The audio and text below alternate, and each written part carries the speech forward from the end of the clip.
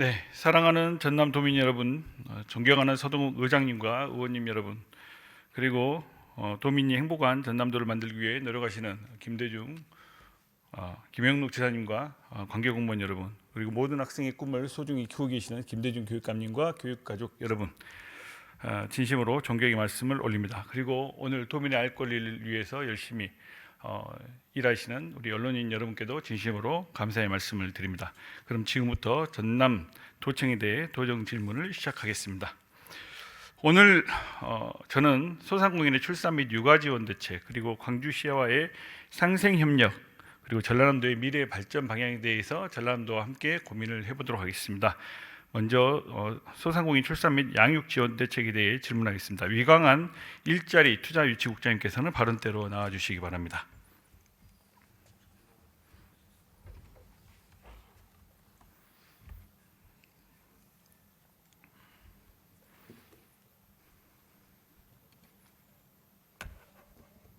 예, 일자리 투자 유치국장 이광환입니다. 네, 오전에는 엄청 자주 나오셨는데 오후에는 제가 처음으로 이렇게 발언대로 모셨습니다.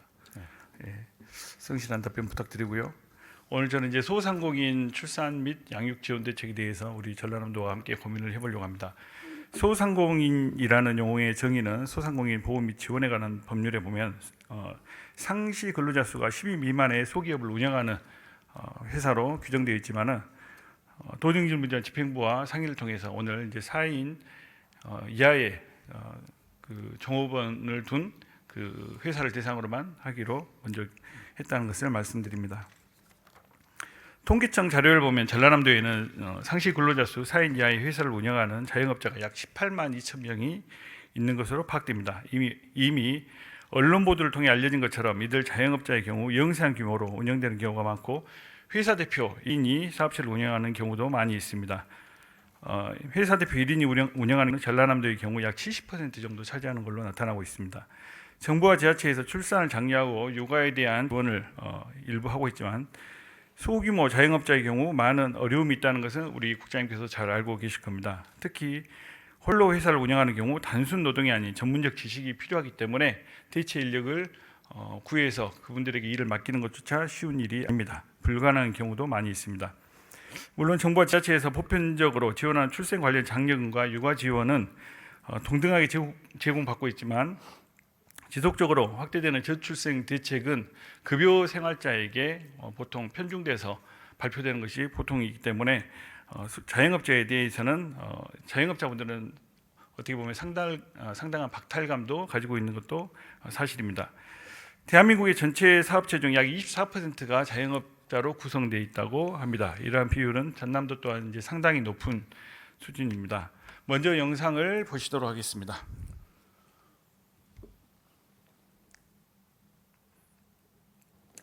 우리나라 저출생 문제의 해법을 고민해보는 연중기획. 오늘은 아예 육아휴직 권리조차 인정되지 않는 사람들 이야기 살펴보겠습니다. 자영업자나 프리랜서처럼 제도적으로 아예 육아휴직 영역 밖에 있는 이들에겐 어떤 지원이 필요할지 이현정 기자가 짚어봤습니다. 우리나라 취업자 5명 중 1명은 자영업자입니다. 그 자영업자 4명 중 3명은 나홀로 사장일 만큼 영세합니다. 아이를 키우기 위해 일을 쉰다는 건 이들에게 녹록지 않은 일입니다. 편의점을 운영하며 8개월 쌍둥이를 키우는 홍원기 씨도 마찬가지입니다. 육아 도우미 비용 부담이 커 출근 시간을 늦췄더니 그만큼 아르바이트생 인건비가 늘었습니다. 네. 그 돈을 어떻게 쓰실 생각이세요? 시간을 사야 되는 것 같아요. 김소양 씨는 첫째를 낳은 뒤 카페 문을 열었습니다. 경력 단절로 인해 자영업을 시작했는데 둘째, 셋째를 낳는 과정은 직장 생활을 하던 첫째 때보다 비교할 수 없을 만큼 험난했습니다. 낳기 전날까지 사실 배달 다녔고 낳고 거의 일주일 만에 복직한 것 같아요. 뭐 임대료나 이런 것들은 계속 이제 소진이 되는 건데 정말 문을 닫을 수도 없고. 김 씨는 자영업자의 출산과 육아를 위한 맞춤형 지원이 꼭 필요하다고 말합니다.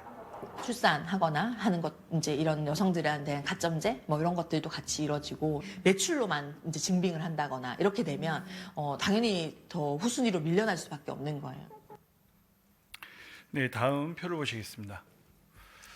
정부에서 제도적으로 지원하고 있는 공무원과 그리고 일반 근로자의 출산 지원 제도에 대해서 표로 나타내 봤습니다. 공무원에 대해서는 이제 휴가를 보시면은 다양한 출산 관련 휴가 그리고 육아에 대해서도 휴가를 지원하고 있는 것을 볼 수 있고요. 이제 근로자의 경우에는 이보다 약간 적지만은 난임 치료 휴가나 그리고 출산 전후 휴가, 배우자 출산 휴가 등도 저렇게 이제 지원하고 있다는 것을 알 수가 있습니다. 정부에서는 이제 급여 생활자와의 격차를 이제 줄이기 위해서 고용보험을 통해서 출산 급여를 이제 지원하고 있는데 실제 우리 그 출산 급여를 가입한 자영업자의 수는 채 1%도 되지 않는다는 통계 자료가 있습니다. 표를 보시겠습니다. 전라남도 내 소상공인의 고용보험 가입률입니다. 지금 현재 18만 1,775명 중 1,043명, 그러니까 0.57명이고요. 그리고 정부에서 이제 지원하고 있는 고용보험을 통한 이제 출산급여 같은 출산급여는 150만 원을 이제 지원하고 있고, 그리고 이제 고용보험에 가입하지 않더라도 미가입 자영업자 여성 1인 자영업자에 대해서도 150만 원을 지원을 해주고 있지만은 종사자가 한 명이라도 있는 경우에는 150만 원을 받을 수 없는 상황입니다. 비록 고용보험에 이렇게 이제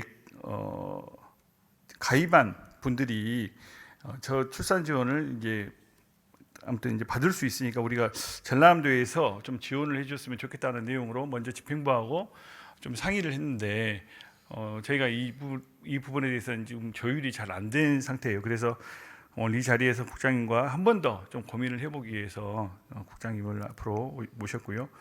자영업자 같은 경우에는 이제 일을 하든 안 하든 그 고정적인 비용이 많이 지출이 됩니다. 임대료도 있을 수 있고, 그리고 이제 4대 보험료, 그리고 각종 공과금 이런 부분이 이제 고정적으로 지출이 되기 때문에 어떻게 보면 이 일을 놓고 쉴 수가 없는 상황입니다. 그리고 이제 불규칙한 소득, 그리고 이제 불규칙한 근무 시간, 그리고 이제 자영업자에게는 시간이 돈이라는 이런 굉장한 어떻게 보면 불리한 여건에 놓일 수밖에 없고, 그리고 이제 자신이 아파도 쉬지 못하고 생계를 이어가야 되는 경우도 많이 있거든요. 그런데 출산이나 양육에 어떤 문제가 생기면은 자영업자의 생계에는 비상이 걸릴 수밖에 없는 상황입니다.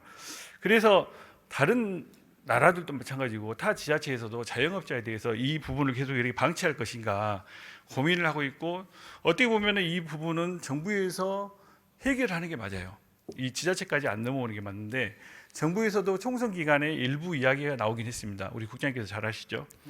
일부 이제 그 당에서 자영업자에 대한 출산 지원, 육아 지원을 검토하겠다라는 발언까지 나왔는데 이게 발전을 못 하고 있거든요.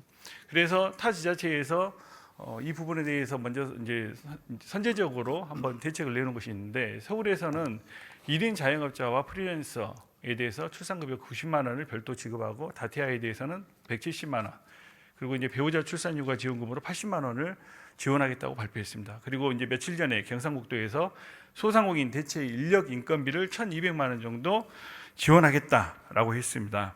그런데 우리 전라남도의 여건상 저 부분을 지원한다는 것은 어떻게 보면 저도 터무니없는 도정 질문이 될 수 있기 때문에 그것까지는 요구하지 않습니다. 이제 해외에서도 자영업자가 모시는 기간에 대해서 대체 인력을 드릴 수밖에 없고, 그 부분에 대해서는 저렇게 지원금을 주고 있는데, 그러면 우리 전라남도는 할 수 있는 게 뭐가 있겠는가? 그래서 우리 국장님께 저 내용을 가지고 좀 고민을 해봤으면 좋겠습니다. 서울처럼 자영업자 프리랜서에 대해서 출산급여를 지원할 것인가? 그리고 배우자의 출산 휴가도 지원할 것인가? 저거에 대한 답은 저는 솔직히 이미 들었어요. 우리 그 전라남도에서도 미리 3.18 대책을 발표하였고, 그래서 그 범주 내에서 하는 게 맞다라는 이야기는 들었는데, 그렇다면은 우리가 오늘 전체적인 어떤 포괄적인 출산 지원 대책을 상공인에 대한 부분은 논의할 수 없다 손치더라도, 그렇다 치더라도 1인이 운영하는 그 자영업자에 대해서는 고용보험 개인 부담분을 좀 지원해서라도 어떤 대책을 찾아볼 수 있지 않을까. 현재 18만 1,775명의 자영업자가 있는데 이 중 약 70%가 1인 사업자로 나타나고 있습니다. 그러면은 대략 13만 명 정도가 되거든요. 13만 명의 고용보험 자기부담금 11,720원을 곱하면은 이제 그래도 금액이 좀 상당하죠. 그런데 실제 고용보험의 고용보험 가입을 정부에서도 코로나 시기부터 계속해서 장려를 하고 있는데 이 소상공인 분들이 많이 가입을 안 하세요. 그렇다면은 우리 전라남도에서 먼저 제도적으로 이분들을 고용보험의 어떤 보호 테두리 내로 불러들이기 위해서라도 한번 시범적으로 사업을 해봤으면 좋겠다. 우리 국장님은 어떤 답을 하시겠습니까? 예, 우선 우리도 저출산 극복과 특히 자영업자 소상공인분들에 대한 지원 정책에 대해서 관심을 가져주신 존경하는 박문옥 의원님께 감사드리고요.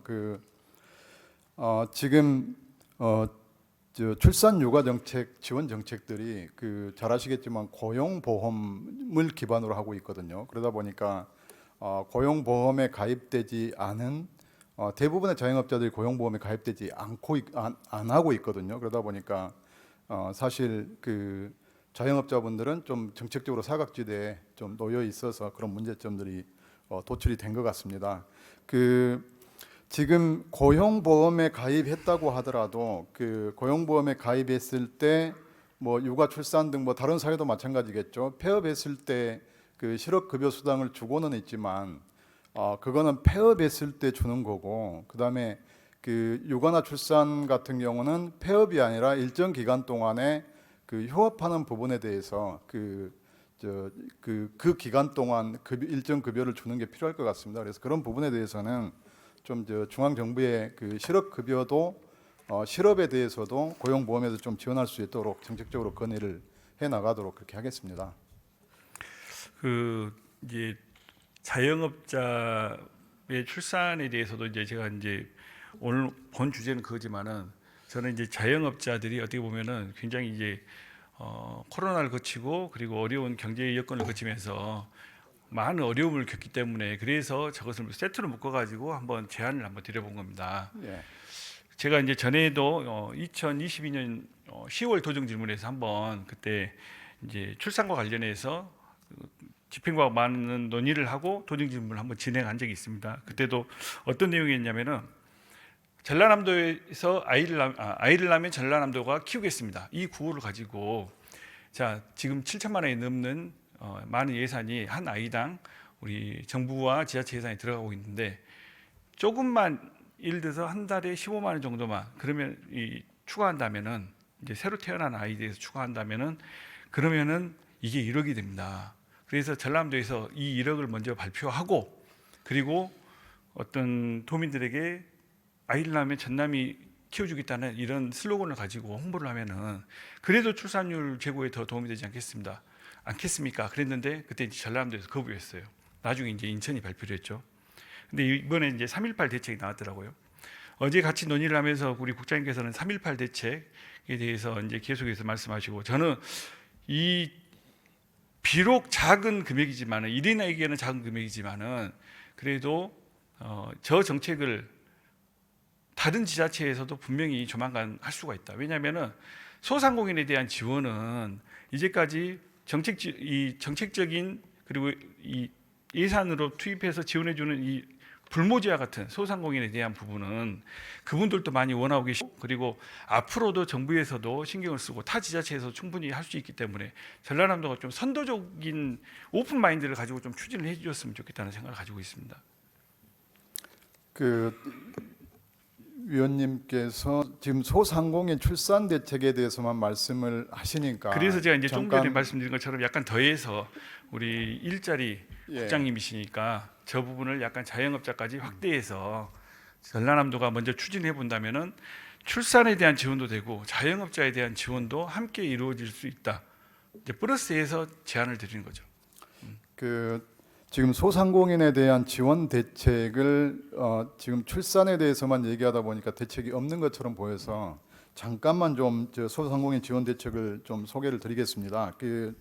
지금 현재 올해 중소기업하고 소상공인 정책 자금을 작년에 4,500억 원 지원하던 거를 올해 5천억 원으로 500억 원 늘려서 지원하고 있거든요. 그리고 지역사랑 상품권도 금년도에 중앙정부에서 예산을 줄이면서 6,500억 원 발행 규모인데 거기에 지사님께서 특별히 지시하셔서 우리 도 예산을 추가로 투입해서 3,500억 원 더 늘려서 지금 1조 원 발행 계획으로 있고 그다음에 그 공공 배달 앱이나 상생 배달 앱 그리고 그 스마트 기기 보급 그리고 그 각종 상품에 대한 디자인 개발 이런 것들을 꾸준히 소상공인을 위해서 정책을 하고 좀 전에 있습니다. 말씀하신 부분은 네. 어떻게 보면 융자 부분이지 않습니까? 용자 그리고 외에 제가 예. 저 뒷부분에 말씀드렸던 스마트 기기 보급이나 이런 것들은 그 지원해 주는 정책들입니다.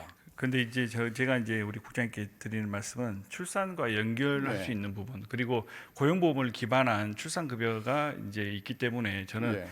이 정책을 물론 이제 고용보험을 통해서 한번 이뤄보자라는 제안이었죠. 예.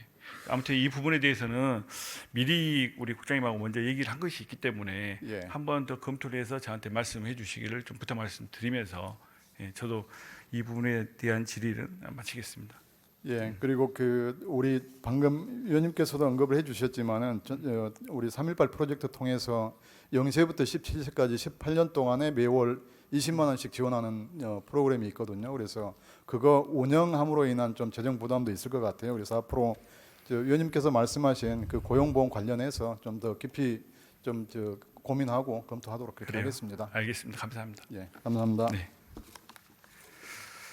네, 다음 답변을 위해서 장은범 기조실장님께서는 발언대로 나와 주시기 바랍니다.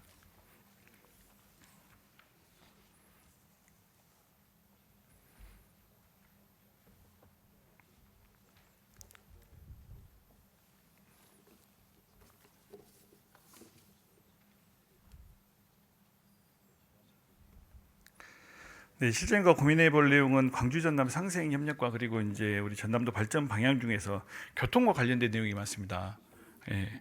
그래가지고 상생 협력은 이제 기조실장님과 하고 그리고 이제 교통 부분은 건설교통국장님과 해야 되지 않냐라고 이제 생각을 했는데 우리 건설교통국장님께서 기조실장님께서 답변을 잘하시니까 기조실장님하고 계속 하십시오라고 해서 이제 계속 하겠습니다.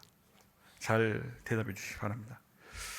광주와 전남은 한 뿌리라는 이야기를 이제 굉장히 많이 들어보셨을 겁니다. 실제 지난 2021년에 이제 광주 전남 행정 통합에 대해서도 이제 관련 연구 영역을 수행한 적도 있고요. 그리고 지역의 상생 협력과 발전 방안 마련을 위해서 한 기관도 운영을 했던 적이 있습니다. 광주와 전남은 1989년 광주 전남 광역 행정협의회 구성을 시작으로 광주 전남 혁신도시에도 합의를 해서 지금 나주 백화점 도시가 만들어졌고요. 그리고 그 이후에 2014년 광주 전남 상생발전위원회 운영 등 다양한 협의 과정을 거쳐서 실제 성과를 낸 사례도 많이 있습니다. 그런데 이제 궁금한 것이 우리 광주와 전남이 우리 한 뿌리고 그리고 생활 권역도 같고 굉장히 밀접한 동질성도 가지면서 이렇게 살아가고 있는데 요즘 광주와 전남의 기류가 이상합니다. 2022년 7월 이후로 광주 전남 상생발전위원회 운영도 되지 않고 있고 그래서 그리고 이제 또 그 즈음에 광주 전남 연구원마저 지금 이제 분리가 되었죠. 광주 전남의 상생과 협력 실장님 혹시 이상이 없습니까? 예, 기획조정실장 장원보입니다. 전남 광주 상생 협력 관련해서 관심을 갖고 계신 우리 존경하는 박문옥 의원님께 먼저 감사의 말씀을 올립니다. 광주와 전남과 광주는 뭐 한 뿌리입니다. 여러분들 다 아시다시피. 하지만 뭐 저희가 저기서도 보시다시피 저희가 공동혁신도시도 상생협력의 이제 대표적인 사례였고요. 그다음에 저희가 동북권 최근에는 동북권 관리권 등 뭐 저희가 많은 성과도 내고 있습니다. 그렇지만 또 양에 서로 간에 이제 뭐 의견 뭐 이익이 있는 부분도 있습니다. 그래서 그런 측면도 있다는 말씀은 올립니다. 근데 이제 실제 외부에서 보여지는 그런 모습들을 보면은 약간 좀 그 실장님께서 말씀하시는 거하고는 약간 분위기가 다르다는 생각이 많이 들거든요. 최근에 광주광역시에서 이제 나주, 화순, 그리고 영광, 한평, 장성, 담양 이렇게 그 우리 전라남도 6개 시군하고 모여가지고 빛고을 광역경제권 시대를 열겠다는 그 업무 협약을 한 적이 있습니다. 제가 듣기로는 이 협약 직전까지 우리 전라남도에 광주시에서도 통보를 안 했고 그리고 전라남도도 모르고 있었다는 내용을 들었습니다. 이것은 우리 전라남도를 패싱하는 거라고 생각하거든요.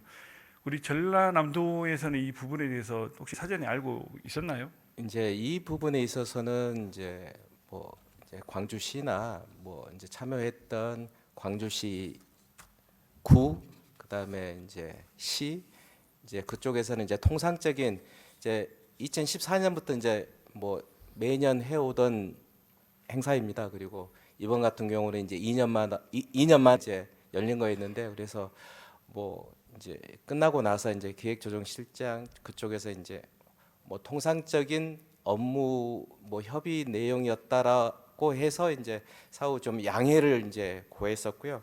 그리고 이제 주로 이서 이제 얘기됐던 것은 과거에 이제 논의됐던 부분들입니다. 예. 근데 그 전에도 이제 그 서로 총선을 대비한 공약을 제출하면서 그 우리 광주하고도 전남하고도 좀 불협화음이 있었던 걸로 좀 알고 있습니다. 그리고 이제 강기정 시장께서 얼마 전에 이제 보안에 오셔가지고 토론회에서 한 발언도 플랜 B 발언 그리고 그 전에 있었던 한평 편입 발언 이런 부분들은 구체적으로 말하면 한평군을 광주로 통합시켜달라는 요구가 있었다. 우리는 땡큐다. 광주시 땅에 바다가 생긴다. 어떻게 보면은 광주가 전남을 존중한다면은 이런 발언들을 할 수가 없다고 생각하거든요. 김영록 지사님께서 광주에 가셔가지고 광산구가 예를 들어서 뭐 전남하고 밀접한 관계를 가지고 있기 때문에 광산구가 우리 전남으로 편입됐으면 좋겠다. 이런 발언을 혹시 하신다면은 가정으로 말씀을 해서 죄송합니다. 근데 광주 시민이 느끼는 불쾌감도 굉장히 컸을 겁니다. 반대로 생각하면은 광주시장이 전남에 와가지고 그런 발언을 하면은 전남 도민이 느끼는 그 불쾌감도 상당히 클 수밖에 없거든요. 그리고 그 이야기는 전부터 계속해서 나왔어요. 실장님도 들어보셨죠? 예, 그렇습니다. 그렇다면 우리 전라남도는 이 그 광주의 이런 모습을 보면서 광주가 어떤 협의체를 구성하면서 전남을 패싱하는 모습 그리고 전남에 어떻게 보면은 그 속해 있는 어떤 군을 탐내는 듯한 모습 이런 것을 보면서 좀 제대로 대처를 했으면 좋겠어요.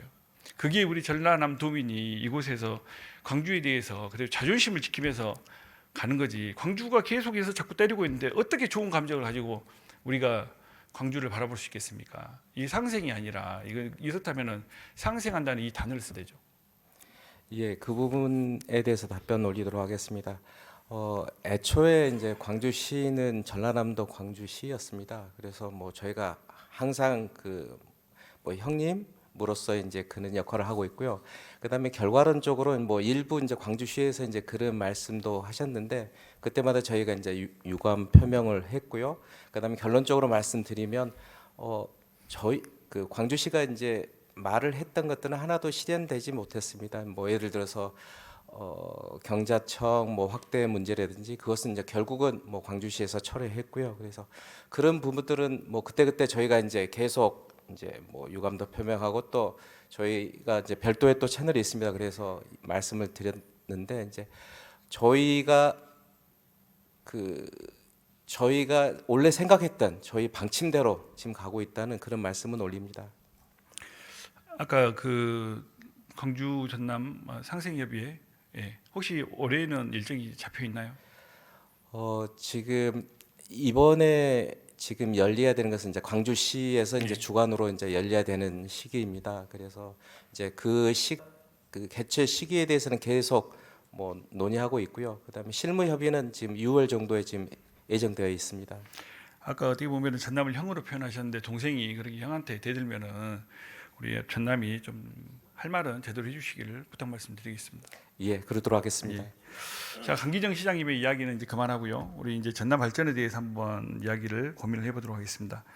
지난 2007년 17대 대선을 앞두고 박준영 전 전남지사와 그리고 김태환 전 제주지사가 서울 제주 간 고속철도 즉 해저터널 건설을 국가 차원에서 추진해 달라 이런 대정부 공동 건의문을 채택하면서 관심을 모은 적이 있습니다. 해저터널이요.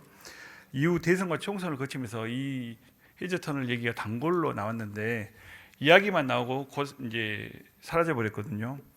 지난 20대 대선을 앞두고 김영록 지사님께서 이 해저터널에 대해서 한번 건의를 하신 적이 있고 특정 정당의 대선 공약으로도 나온 적이 있었는데 이게 금방 철회가 됐습니다.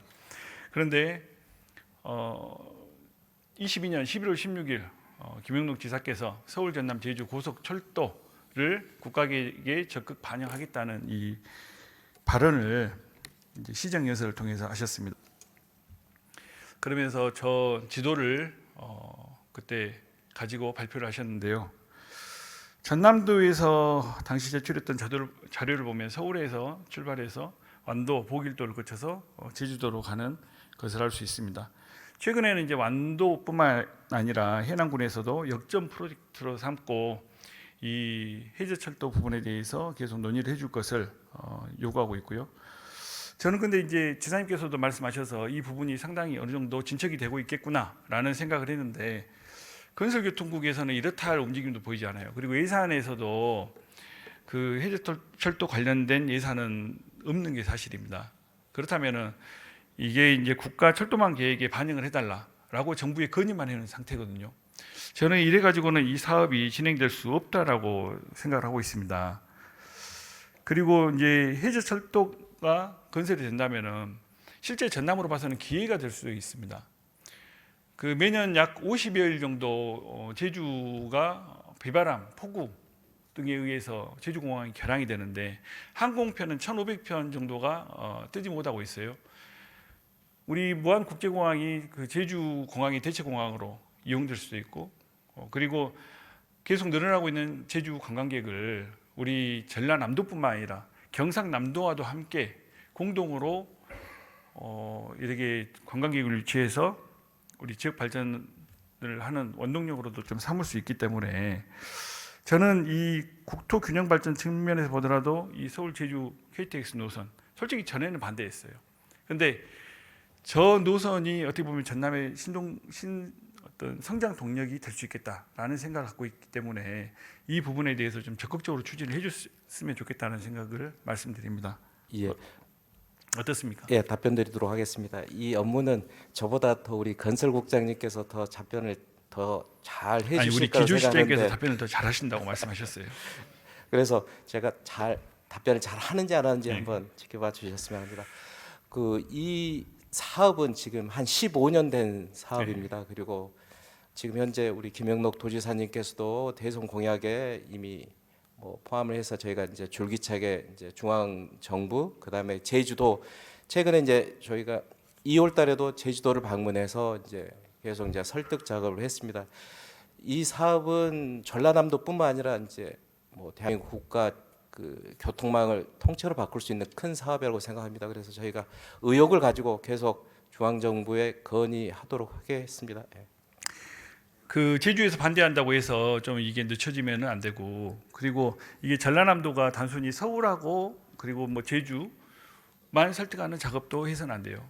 경상남도와 함께 그 경남권도 함께 참여할 수 있도록 좀 이 설득의 폭을 넓히고 그리고 공동으로 연구 영역을 한다든가 아니면은 이 해저철도가 연결됐을 때 이쪽 남해안권이 어떻게 해서 성장할 수 있겠는가 이 부분에 대한 구상도 먼저 좀 우리 전라남도에서 준비해서 발표하는 것도 구체적인 준비가 될 수 있지 않겠는가 예. 저는 그렇게 생각하거든요. 예. 그리고 각 정치권에 대해서도 이 부분 좀 구체적으로 지금 반대하는 정당이 있는 것도 이제 알고 있습니다. 근데 그 단순히 이 도정 질문에서 질문을 던져서 우리 실장님께서 답변하는데 그치는 것이 아니라 저는 이제 구체적으로 행동을 해달라는 것을 말씀드리기 때문에 그 부분에 대한 이제 명확한 액션을 꼭 해주시길 부탁 말씀드리겠습니다. 이게 뭐 기획조정실장으로서 액션이라는 것은 기획하고 예산 반영일 것 같습니다. 그래서 한번 그 부분은 적극 한번 살펴보도록 하겠습니다.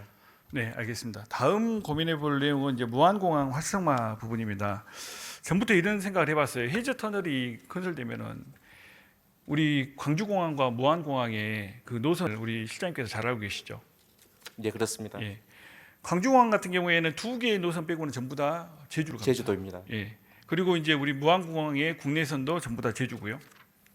노선을 보면은 지금 저 엄청나게 많은 그 광주공항 노선 중에서 2개만 지금 서울로 가고 있어요.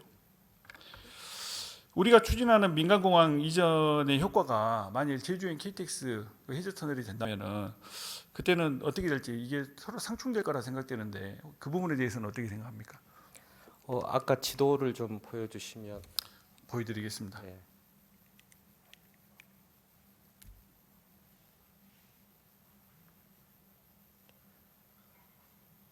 저기 지금 제가 하나 바로 잡을 게 있는데요. 2019년 완도 경유로 구상 변경 뭐 저희 도에서는 뭐 그런 사실이 없다라는 말씀 먼저 올립니다. 예, 그건 잘못된 것이고요. 그다음 이제 답변 드리도록 하겠습니다. 지금 저희 무안국제공항하고 이제 만약에 이제 KTX 제주도까지 연결되는 게 있으면 서로 상충되지 않느냐 이제 그런 말씀하셨지 않습니까? 지금 저희 무안국제공항은 현재에 있는 일이고요. 그다음에 이제 제주도 가는 KTX는 뭐 그게 10년 뒤, 20년 뒤일지 그건 아직 미래의 일입니다. 그리고 저희에게 지금 중요한 것은 지금 무안국제공항을 빨리 세계적인 공항으로 활성화시키는 게 중요합니다. 그래서 저희가 지금 광주에 있는 국내선 민간 노선을 빨리 저희가 이제 통합 이전하려고 지금 노력하는 것입니다. 그래서 통합 이전이 된다 하면 이제 광주 이제 무안공항이 활성화되고 그다음에 그 근처가 이제 뭐 급속도로 개발될 거라고 생각합니다. 그래서 제가 이제 말씀드린 것은 두 개의 프로젝트가 지금 무안국제공항은 현재 발전돼야 되는 사업이고 그 다음에 이제 제주도 KTX는 20년 뒤, 30년 뒤의 일입니다. 그래서 아직까지는 두 개가 어떤 경쟁 관계는 아니라고 보여집니다. 실장님께서는 왜 제가 그 저기 광주공항에 대해서 저기 뭐지 그런 의도를 가지고 이렇게 이 질문을 던졌을 거라고 생각하고 답변까지 그렇게 다 하시네요. 이제 뭐 두 개 경합이라고 말씀하셔서 이게 이제 도정 질문이 끝날 때쯤 되면 왜 제가 이 질문들을 이렇게 장황하게 하는지 나중에 뭐 아시겠지만은 그래요. 무안공항 활성화에 대해서 우리 전남도에서 많은 노력을 했습니다. 올해 이제 작년과 올해 무안공항 이제 국제선 그리고 국내선이 좀 많이 늘어나면서 이제 4월까지 15만 명 그리고 올 하반기까지 약 45만 명의 이용객이 무안공항을 이용할 걸로 이제 생각하고 있습니다. 모두가 다 아는 얘기지만 지난 2016년 제5차 공항개발 종합계획에서 광주공항을 무안공항으로 통합 이전한다라고 발표했고 그리고 21년 고시에서는 군공항과 연계하는 방향으로 변경이 되었어요. 실장님 저는 이것도 우리 전라남도에서 어떻게 보면은 그 잘못된 대응으로 이 정책이 바뀔 수도 있는 빌미를 줬다고 좀 생각하거든요. 이걸 바로 잡는 그런 구상은 혹시 안 하고 계십니까? 그러니까 그 광주공항을 무안국제공항으로 옮긴다. 그것은 뭐 바람직합니다. 그리고 지금 당장 옮겨야 됩니다. 근데 이제 나중에 군공항과 연계해서 단서가 들어가지 않습니까? 군공항으로 지금 이 단서가 지금 걸려 있습니다. 이것은 저희가 봐도 잘못된 것이라고 생각됩니다. 그래서 계속 이 부분은 저희가 국토부에 그 공항 기본계획 수립할 때 이건 빼는 것으로 계속 지금 협의하고 있습니다. 그래서 이제 우리 건설교통국에 물어봤는데 이 관련해서 조금 전에 이제 철도를 얘기하고 지금 이제 공항을 얘기하지 않습니까?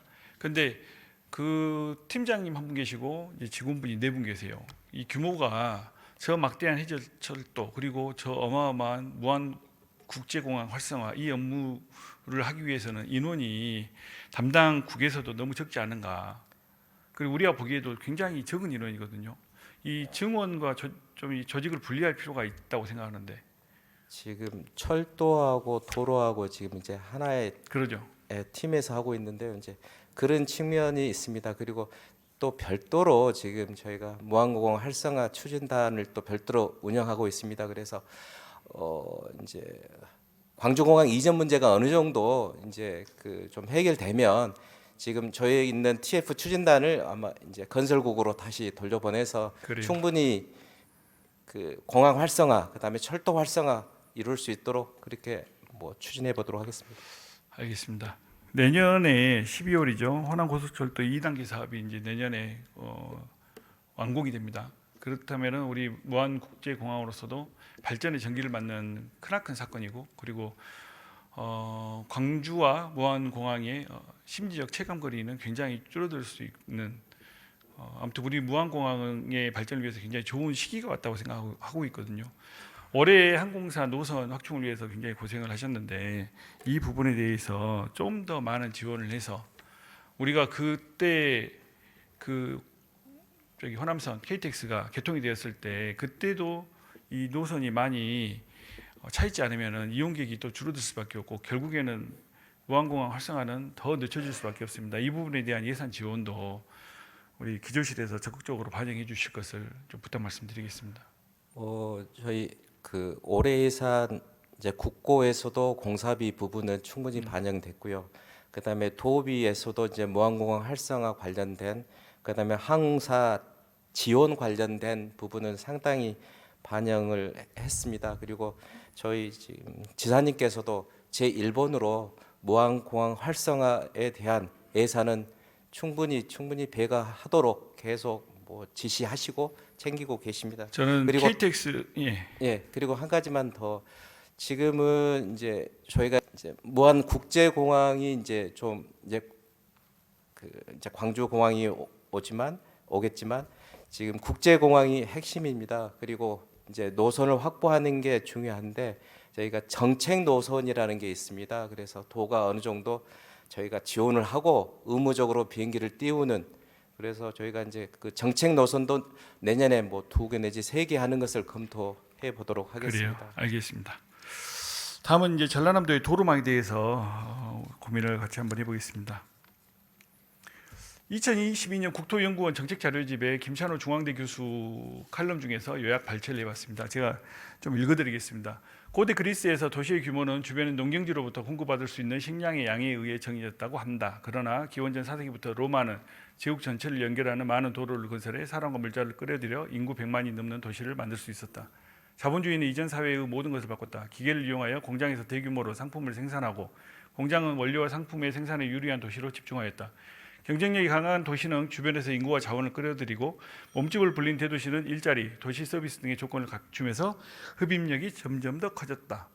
생산과 판매에 유리한 고지를 점유하고 있던 도시는 계속해서 그 자리를 지키게 되는 반면 그렇지 않은 도시들은 특별한 계기가 없는 한 발전의 가능성은 거의 없게 된다. 이 차이를 그대로 둔 채 도시의 연결성이 높아지면 그 결과는 뻔하다.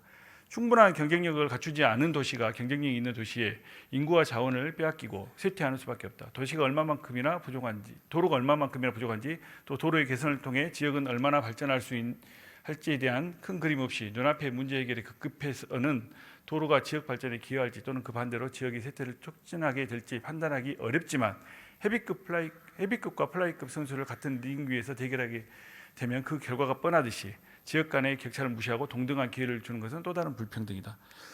실장님, 저 내용이 주는 의미를 혹시 아시겠습니까? 아마 그 중심지 이론 관련해서 아마 말씀하신 것 같습니다. 이제 도로가 인근 지자체, 특히 대도시와 그 인근에 있는 중소 시군이 대도시로부터 받을 수밖에 없는 그 영향력에 대해서 이제 그 칼럼에서 말하고 있고요. 그만큼 도로가 굉장히 중요한 역할을 하고 있습니다.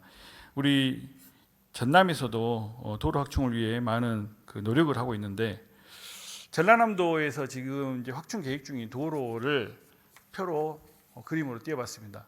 지금 현재 맨 왼쪽에 보면 광주 전남 아우토반 그리고 이제 영암에서도 그 아우토반과 연결된 영암 진도 고속도로를 건의하고 있고요. 그리고 이제 가운데 파란 라인은 광주 진도 고속도로는 현재 진행 중이고요. 그리고 2단계로 광주와 안도를 연결하는 고속도로를 구상 중에 있습니다. 그리고 고흥에서는 광주 고흥 고속도로를 연결하고 있고요. 그 다음 보겠습니다. 저건 이제 전라남도 도로망도입니다. 지금 현재 그 고속도로만 표시가 돼 있는데 지금 고속도로가 광주를 중심으로 해서 서해안선 그리고 남해고속도로 그리고 파란선은 지금 이제 신규로 신설을 검토하고 있는 고속도로입니다. 실장님, 저 그림을 보면서 어떤 생각이 드십니까? 그 동서보다는 남북 그리고 광주로 많이 연결돼 있다 이제 그런 느낌은 받습니다. 그 지금 무안 광주 고속도로 같은 경우에는 하루 일평균 차량이 2만 대 이상이 운행 중에 있습니다. 그 도로는 광주에 엄청난 기회를 준 것이 사실입니다.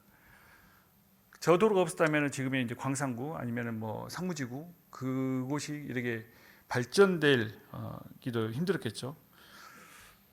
제가 이제 자료를 찾아봤는데 통계 자료에는 전혀 나와 있지가 않더라고. 목포 한국은행, 한국은행에서 이제 발간하는 자료에도 뭐 다른 것들은 나와 있는데 도로, 특히 무안 광주 고속도로가 개통되면서 전남 서부권의 유통업과 관련된 큰 어느 정도 이제 중소규모의 회사들은 거의 문을 닫았습니다. 저는 못 찾았는데 혹시 전라남도에서는 이 고속도로가 개통되면서 전남 어떤 서남권의 경제 생태계에 어떤 영향을 미쳤는지 혹시 그거에 대한 분석 해본 적 있을까요? 이제 그 부분은 제가 자료는 갖고 있지는 않습니다. 근데 그러면은 알고는 다만 계십니까? 다만 이제 고속도로가 이제 그 중소 유통망에 이제 어떤 영향을 미쳤는지 그것은 꼭 도로가 이렇게 상관관계에 있는지 그것은 알 수가 없습니다. 왜냐하면 뭐 이제 도로뿐만 아니라 이제 산업의 변화도 있을 수 있고요. 그다음에 온라인 그 쇼핑몰의 발전에 의해서 이럴 수도 있고요.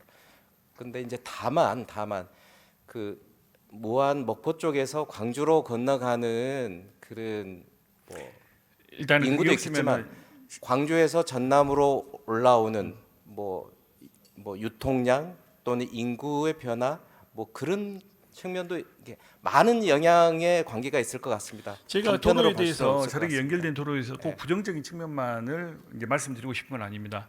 도로가 어떻게 보면은 낙후된 아니면은 이제 멀리 떨어진 그 시골이라든가 이런 곳에는 관광지로서 새로운 기회도 제공할 수 있고 그리고 이제 뭐 사람과 물류가 이동하면서 이제 어떤 새로운 경제 생태계도 또 구성할 수 있기 때문에 그런 측면에서 본다면은 굉장히 도로가 저렇게 연결되는 게 나쁜 것만 아닙니다. 근데 우리가 저렇게 도로를 왜 건설을 하냐면은 예비 타당성 조사를 통과하기 위해서 저는 저 방식으로밖에 도로 개설을 구상하지 않을 수밖에 없다. 우리 전라남도에서 너무 쉽게 그러게 했다. 왜냐하면 광주하고 연결해야지 그 유동량이 나오거든요. 그래야지 경제성이 나오고 그래야지 국가로부터 예산을 지원받아서 도로를 건설할 수 있기 때문에 자꾸 광주하고 연결한다 이거예요. 근데 전라남도에서 우리 예비타당성 면제를 뭐 정치권이라든가 그리고 이런 분위기를 일으키고 그리고 예타에서 중요한 것은 이제 경제성도 있지만은 정책성 그리고 지역 균형 발전도 총 세 가지를 평가하지 않습니까? 예, 정책 평가 있습니다. 예, 이 부분에 대한 좀 강조를 해서 동서를 연결하는 도로를 좀 구상을 해봤으면 좋겠다. 그래야지만이 우리가 어떻게 보면 광주 의존도에서 약간 벗어나고 동서가 서로 인구와 물자가 이동하면서 동서 균형 발전도 자연스럽게 이루어질 수 있을 건데 왜 우리 전라남도는 예타 어떻게 보면 그냥 만드는 데 집중을 할까? 그 부분 안타까운 그런 생각이 들거든요. 이제 이런 측면도 있는 것 같습니다. 왜냐하면 이제 대한민국 모든 교통망은 수도권 중심으로 연결되어 있습니다. 이제 똑같습니다. 이 광주 전남 전에는 이제 전라남도 아닙니까? 전라남도의 가운데가 이제 광주시였습니다. 그래서 광주시의 그 인구와 그다음에 물동량이 나갈 수 있는 그러니까 광주시를 중심으로 해서 이제 방사형이 이제 과거에 형성이 됐었고요. 그다음에 이제 최근 들어서 뭐 이제 이 도청이 이제 이게 서부권으로 오므로 해서 동서의 필요성 이제 그걸 느끼고 있습니다. 그래서 다만 저희가 이제 전라남도 중부 횡단 고속도로의 필요성은 느껴지고 있고요. 이제 그 부분에 있어서는 저희가 계속 필요성과 타당성을 이제 뭐 계속 뭐라 그럴까요? 좀 준비하고 있다는 말씀은 올립니다. 그래요. 시장님 답변 감사합니다. 예, 들어가셔도 좋습니다. 질문이 좀 더 남아 있죠. 지사님께 하겠습니다. 그렇겠습니다. 예. 예. 지사님께서는 발언대로 나와 주시기 바랍니다. 원래 지사님은 예정이 없었는데 다른 분들이 다 지사님을 발언대로 나오시게 하셔서 저도 앞으로 나오셔서 말씀을 좀 들어보도록 하겠습니다. 저는 도로가 어떻게 보면 인구 그리고 물자의 이동에 있어서 중요한 영향을 미치고 그 넘어서 어떤 발전에 굉장히 많은 영향을 미친다고 생각합니다. 이것은 다른 지도입니다. 가운데 제가 빨간색 하나 그어봤습니다. 우리 동서의 균형 발전을 위해서 지금 현재 뭐 영암, 광주, 아우토반도 이제 건의해 놓고 하지만은 이 무안에서 출발해서 나주, 화순을 지나서 보성 쪽으로 연결되는 저 고속도로 신설 다른 의원님들께서도 지속적으로 전에 좀 제안을 드렸습니다. 근데 아무 움직임이 없어요. 저 고속도로가 오히려 전남에 더 필요하지 않는가. 그래서 동서를 연결시킬 수 있는 저 도로에 대해서 관심을 가져주시기를 좀 부탁 말씀드리겠습니다. 예, 존경하는 박문옥 의원님께서 도로 상황에 대해서 좋은 말씀을 해주셔서 감사합니다.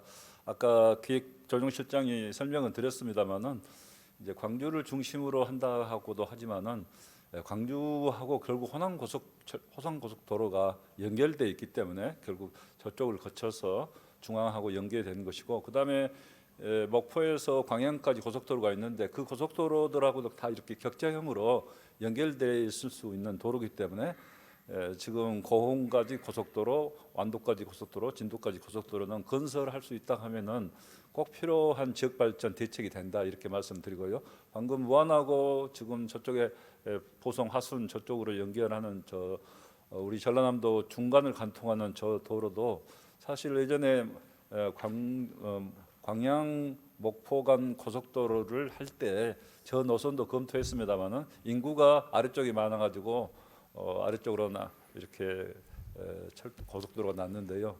방금 빨간 선 저 부분도 꼭 필요한 노선입니다. 그래서 지금 고흥 고속도로 이 부분이 지금 국가 계획에 들어가야 되고, 그 다음에 아우토반이 된다고 하면은 진도까지 또 거기도 들어가야 되는데 그와 함께 중부선 중부 고속도로로 명명할 수 있다고 하면은 거기 고속도로도 앞으로 꼭 추진해야 된다. 특히 전라남도에서 화순이나 곡성 담양에 갈 때 굉장히 불편합니다. 네. 아까 맨 처음 도로 설명하면서 김찬호 중앙대 교수님의 칼럼을 제가 잠깐 읽어드렸는데요. 실제 도로가 인구 유출에 대한 어떤 영향을 굉장히 많이 미치는 걸로 나와 있습니다. 꼭 인구 유출뿐만 아니라 경제 부의 이동도 도로를 따라서 많이 이동하는 것이 사실이고요. 요즘에는 뭐 다른 인터넷이라는 수단도 있지만은 하지만 제가 봐서는 우리 그 인구 유출은 결국에는 뭐 지역의 경제력 위축 그리고 다시 소비 위축 이런 것이 반복되면서 또 다시 인구 유출을 낳고 우리 전라남도를 약화시킨다고 생각하고 있기 때문에 한번 진작에 검토해 주실 것을 다시 한번 좀 부탁드리고요. 그 부분은 의원님 저도 한 가지 말씀드리겠습니다.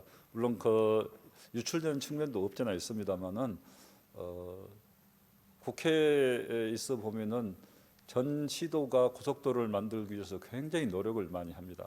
근데 우리 전라남도 이론은 일부가 고속도로가 빨려간다는 그런 말씀을 하시는데 물론 그분 측면도 있습니다만, 그러나 우리는 고속도로를 건설하면서 우리 해안, 바다, 경관 여러 가지 그런 자원들을 활용해서 경쟁력을 높일 수 있도록 해서 우리 지역 경제를 살리는 방향으로 적극적인 노력을 할 수 있는 그런 기회로 우리가 지역 경제를 살려가야지 자꾸 도로를 안 만드는 게 좋다. 저는 그것에 동의할 수 없습니다. 안 만드는 것이 우리 아니라 목포권도 저는 충분히 경쟁할 수 있는 그런 경쟁력을 살릴 수 있는 잠재력이 충분합니다. 그래서 우리가 어떻게 하든지 그런 경쟁력을 살릴 수 있는 것 병행해서 노력하는 방향으로 해야 된다. 저 빨간선에 대한 논의가 전혀 안 나오고 있기 때문에 그 부분에 대한 논의를 좀 해달라는 것을 집행부에 요구드리면서 아까 교수님 말씀을 하셨으니까 교수님 말씀은 빨려간다 그런 이론 아니었나요? 그 부분도 분명히 작용할 거라고 생각합니다. 빨려간다고만 생각하면은 아무것도 못합니다. 빨려가지도 제가- 하지만은 네. 따라올 수 있도록 경쟁력을 살리자는 거죠. 그것도 좋은 생각입니다. 오늘의 도정 질문 전남 도정이 꼭 반영될 당부드립니다 하면서 1번, 2번, 3번, 4번 제가 네 가지를 말씀드렸습니다. 저는 이제 이게 시간이 끝나면 끝나요. 근데 지사님 답변할 수 있으니까 가능하신 것은 꼭 반영될 수 있도록 부탁드립니다.